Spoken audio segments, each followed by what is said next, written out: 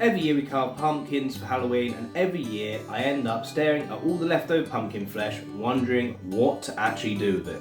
This time I decided we are not letting any of it go to waste. We took the family pumpkin picking this weekend, and now that we've got our haul home, I'm going to show you 5 delicious ways to use every part of the pumpkin, from sweet bakes and hearty soups to crunchy roasted seeds. So grab a brew, stick around, and let's turn those pumpkins into something truly tasty. First up, we're making pumpkin puree. Now, there are 2 big reasons for doing this. One, it's the base for almost every pumpkin recipe, and it takes the most time to prepare. These 2 pumpkins alone, for example, took me just over 2 hours to process from start to finish.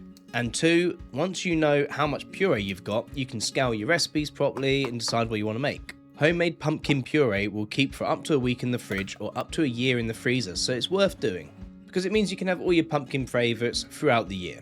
The first step's the same as pumpkin carving: cut off the lid, scoop out the seeds and all the stringy mess. The only difference is this year we're keeping the seeds to roast later, and the stringy bits can go in the compost.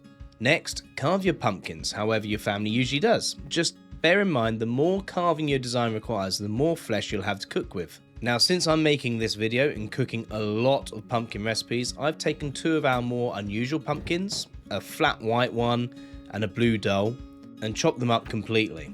The process is pretty simple. Just cut your pumpkin into chunks, place them on a baking tray, drizzle with a little oil, and roast at 180 degrees for about 25 to 30 minutes until they start turning golden brown on the outside. If you're using the carved pumpkins, don't worry, they'll just come in slightly more creative shapes.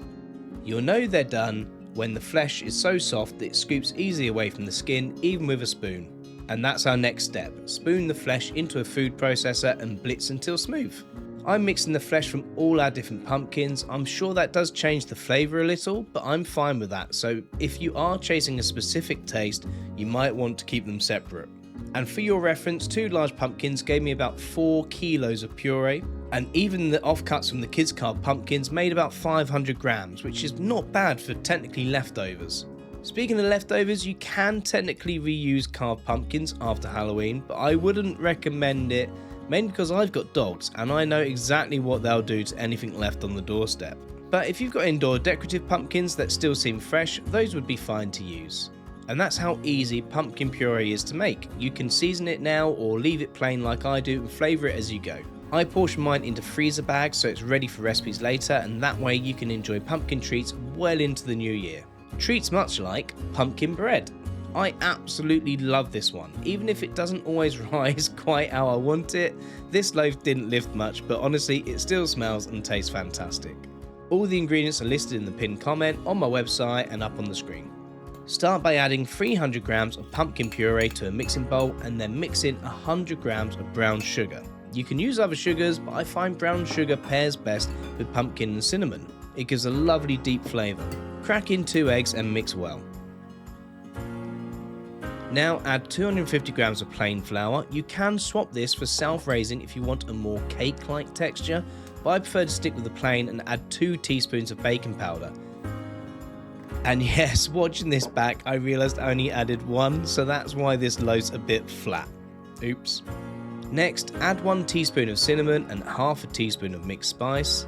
Then give everything a good stir. If you want to get creative at this point, now's the time to throw in extras like walnuts or chocolate chips. Grease a small loaf tin with a little vegetable oil and line it with baking paper, then pour in your batter.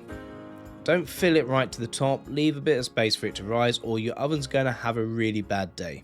Bake at 170 degrees centigrade for about 45 to 50 minutes. You'll know when it's ready when it's golden brown, smells amazing, and a knife poked into the middle comes out clean.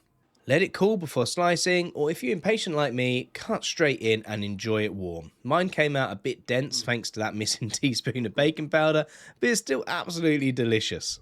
Next up, pumpkin pie.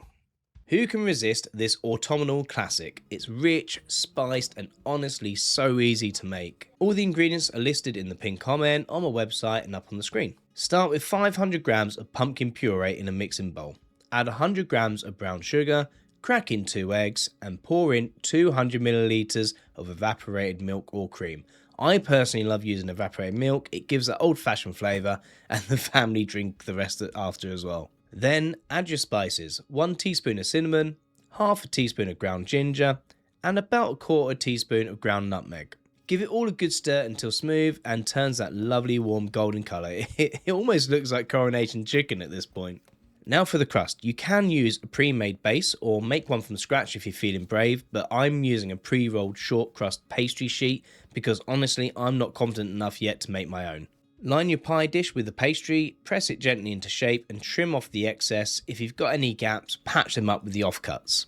To avoid the dreaded soggy bottom, pre-bake the pastry at 180 degrees for about 5 to 10 minutes just until it starts to firm up, and then take it out the oven. Press down any air bubbles with the back of a spoon and pour in your pumpkin mix. Perfect fit. Pop it back in the oven for 40 to 50 minutes until it's just set and golden on top. If you want to get fancy, you can cut strips from your leftover pastry and make a lattice top. I added mine about 30 minutes in once the filling had started to firm up. And there we go. A pie that looks delicious, yet somehow still manages to taste even better than it looks. And it didn't even last a day in our house. Next up, roasted pumpkin seeds. I really enjoy these, and I'm going to show you 3 different seasoning ideas that I think are delicious, kind of popcorn-like actually. But full honesty, they do take a bit of work, so by the time you scooped, cleaned, dried, boiled, dried again and finally baked them, you might want to try store-bought first to see if you even like them before committing to the full experience. First, save all the scoopings from your pumpkins, or as many seeds as you think you'll want to roast.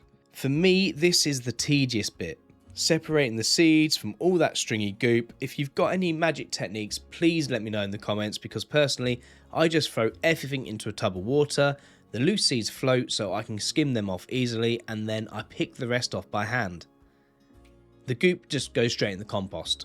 Once you've got clean seeds, simmer them for about 10 minutes in lightly salted water. This helps them roast extra crispy later. Then, because I'm impatient, I line a baking tray with towels and spread the seeds on top to absorb most of the moisture. After that, I remove the towels and pop the tray into an oven at 50 degrees C just to dry them out, not to cook them, because you really want dry seeds here because the damp ones won't crisp up properly. And while they're drying, let's prep some of the flavourings.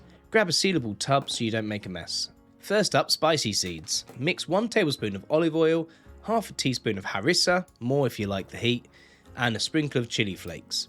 Once your seeds are dry, pop them into the tub, seal it tight and give it a good "Hey Macarena!"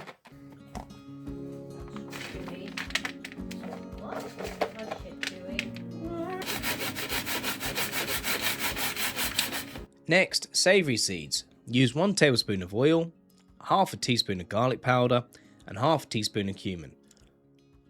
You can use rosemary if you prefer, but my wife's not a fan, so cumin it is.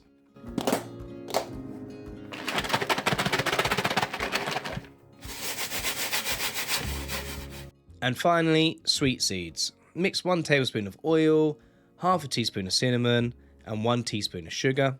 Spread all your seasoned seeds out on baking trays in a single layer, then roast at 170 degrees for 20 to 25 minutes.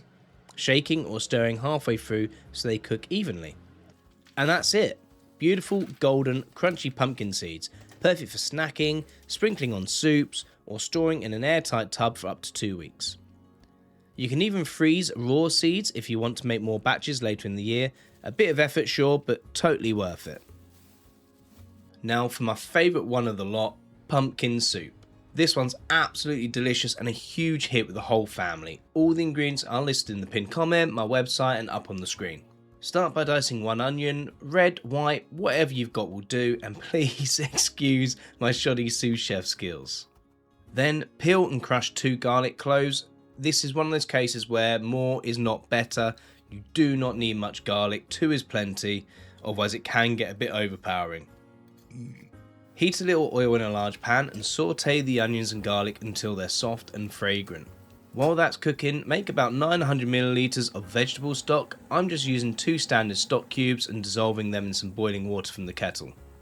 Once your onions are ready, pour in 700 grams of pumpkin puree and stir it through the onion and the garlic. Then just pour the stock in and mix well. Once all mixed in, adjust the heat until it's gently simmering and leave to cook for around 20 minutes.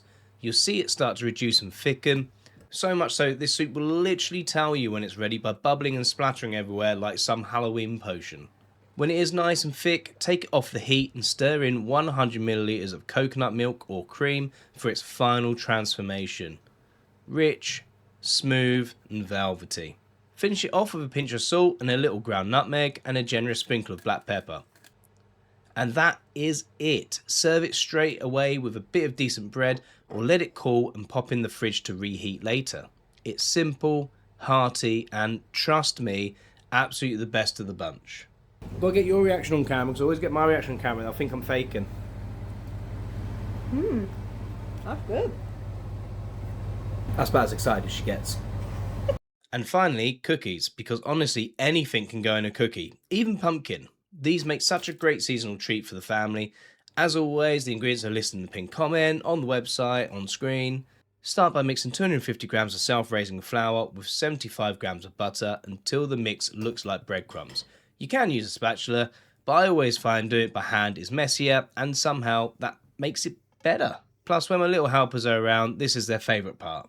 Next, throw in 50 grams of brown sugar and 1 teaspoon of mixed spice, then give it all a good mix. Once that's combined, add 200 grams of pumpkin puree and 1 egg and mix well until you've got a nice orangey dough. Bonus points if you get so carried away you nearly knock your camera over. That was close. Set the dough aside for a moment and line 2 baking trays of baking paper. Now this next bit is totally up to you. You can try to make neat, even circles or just spoon a dollop of dough and call it rustic. Personally, I prefer the second option. It's faster and a lot more fun. Just remember to leave space between them so they can expand. Pop them in the oven at 180 degrees centigrade for about 15 minutes until they're golden brown and smell amazing. And there you have it. Quick, easy pumpkin cookies that are perfect for autumn. Kids won't mind if I get first try. No. And there you have it, 5 easy, delicious ways to make sure not a single bit of your pumpkin goes to waste. From a hearty soup and sweet bakes to roasted seeds, there's so much more you can do with pumpkins than just carve a face into them. If you give these a try, I'd love to know what you think. Let me know down in the comments. And don't forget to like and subscribe so you don't miss any handmade way ideas. Thanks for watching, and until next time, keep crafting self-reliance, one skill at a time.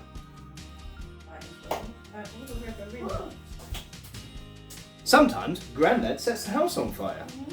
It's kind of his favourite thing to do.